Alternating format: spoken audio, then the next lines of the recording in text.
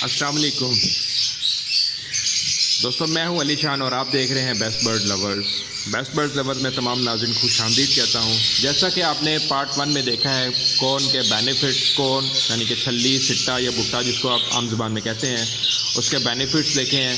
Part 1 में मैंने आपको बेनिफिट्स बताए थे कि इसके अंदर एनर्जी, फैट और protein, vitamin A, vitamin C और कैल्शियम काफ़ी मिकदार में पाए जाते हैं। एनर्जी, फैट और प्रोटीन की डिटेल में आपको ऑलरेडी शेयर कर चुका हूँ। आज की वीडियो में मैं आपको शेयर करूँगा विटामिन ए, विटामिन सी और कैल्शियम कितनी मिकदार में पैदा होती है और उसके क्या क्या नुकसानात हैं वो भी मैं आपसे डिटेल में शेयर करूँगा। तो दोस्तों मेरे साथ रहिएगा। चलें अपनी वीडियो की तरफ चलते हैं। विटामिन ए पाया जाता है। विटामिन ए बेसिकली प्रोटेक्ट करता है बर्ड की आई इन्फेक्शन को। जो बर्ड कॉर्न रेगुलर बेसिस पे आप उनको दे रहे होते हैं उनके अंदर विटामिन ए की कमी नहीं होती, जिससे उनकी आँखों की एक तो रोशनी बरकरार रहती है और दूसरा उनकी आँखों के कभी भी इन्फेक्शन नहीं होता। कॉर्न खाने से परिंदों के जो पर होते हैं उनके अंदर भी शाइन आती है। जब बर्ड मोल्डिंग पर आते हैं, जब उनके पर बिल्कुल ख़त्म हो जाते हैं, नए पर आने शुरू होते हैं, तो उस दौरान अगर आप अपने बर्ड्स को कॉर्न रेगुलर बेसिस पे खिलाएंगे तो एक तो उनके पर जल्दी आएंगे और दूसरा वो शाइन वाले आएंगे। विटामिन सी बेसिकली बर्ड्स को कोल्ड प्रोटेक्शन कर देता है।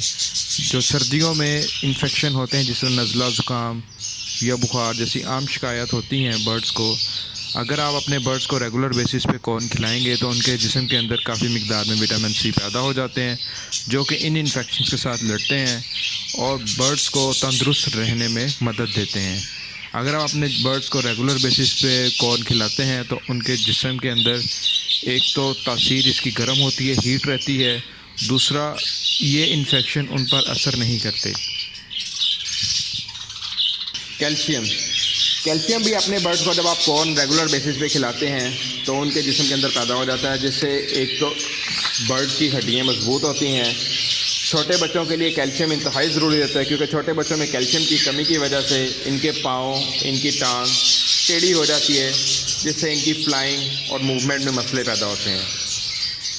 ब्रीडिंग के लिए भी कैल्शियम इंतहाई ज़रूरी है। अगर कैल्शियम की कमी हो तो प्रॉपरली एग लेइंग नहीं होते और भी बहुत से मसाइल का सामना करना पड़ सकता है।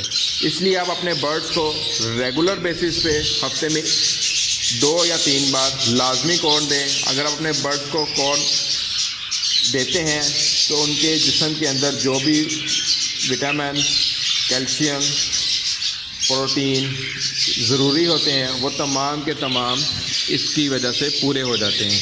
ये तो थे जी कॉर्न के फ़ायदे। अब मैं आपको कॉर्न के नुकसानात भी बता देता हूँ। इसके लिए आपने परेशान नहीं है, इसके नुकसानात इतने नहीं हैं, मैं आपसे डिटेल में डिस्कस कर लेता हूँ, मेरे साथ रहिएगा। अगर आप अपने बर्ड्स को कॉर्न ज़्यादा मिकदार में देते हैं, यानी कि रोज़ाना की बुनियाद पर कॉर्न दे रहे हैं, जैसा मैंने आपको पहले भी बताया था कि कॉर्न से जिस्म के अंदर फ़ैट पैदा होती है।